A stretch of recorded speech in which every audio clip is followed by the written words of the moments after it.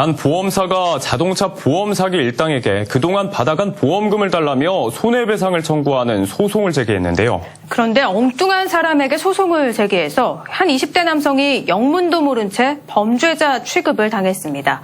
어찌 된 일인지 권윤수 기자가 취재했습니다. 대구에 사는 A씨는 지난달 서울중앙지법이 보낸 서류를 받고 깜짝 놀랐습니다.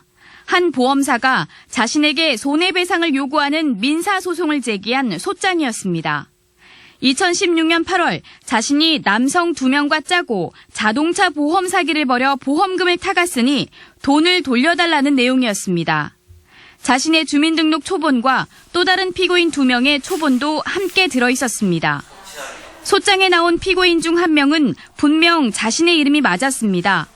그러나 나머지 2명은 전혀 모르는 사람이었고 물론 범행을 저지른 적도 없습니다. 제가 알지 못하는 범죄가 정말 있나라는 생각도 처음에 좀 들었고요. 그러니까 되게 좀 당하고 어이없고 좀 무섭기도 했던 것 같아요.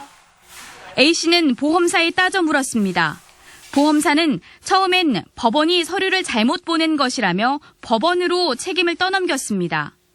법원은 보험사가 떼준 서류를 보내기만 했다며 다시 책임을 보험사로 넘겼습니다. 수차례 항의 끝에 결국 보험사 잘못이 드러났습니다. 소장과 함께 들어있는 과거 재판 기록, 그러니까 보험 사기에 관한 형사재판 판결문입니다. 2018년 2월 수원지방법원이 내린 판결문에는 사기를 저지른 사람이 96년 10월생 A씨로 나와 있습니다. 그런데 피해자 A씨는 생일 날짜는 같지만 96년이 아닌 94년 10월생입니다. 보험사가 엉뚱하게도 동명이인에게 소송을 제기한 겁니다. 저희가 이거 확인했더니 이게 그 주민번호 오류가 돼가지고 잘못 송달이 된 것 같아요. A씨가 5년 전 단 2주 동안 이 보험사의 여행자 보험에 든 적이 있습니다. 그런데 보험사가 보험 사기와 연관된 동명이인과 A씨를 착각한 것입니다. 결국 보험사는 잘못을 인정하며 소송을 취하했습니다.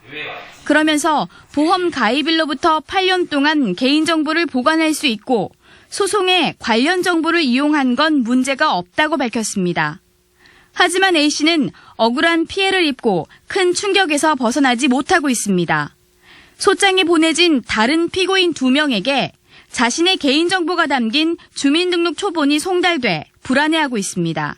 초본을 제 동의 없이 함부로 누가 발급받았을 때 사실 좀 놀랍기도 했고 더군다나 이 제 개인정보가 범죄자한테 넘어갔다는 사실도 조금 좀 무섭기도 하고. 서울중앙지법은 여러 명을 상대로 한 공동소송의 경우 모든 피고에게 개인정보를 포함한 소장 전체를 원본 그대로 보내고 있어 어쩔 수 없다고 밝혔습니다. 취재가 시작되자 보험사는 다른 피고인에게 A씨의 개인정보를 이용하지 말고 폐기해달라는 내용 증명을 보내겠다고 밝혔습니다. MBC 뉴스 권윤수입니다.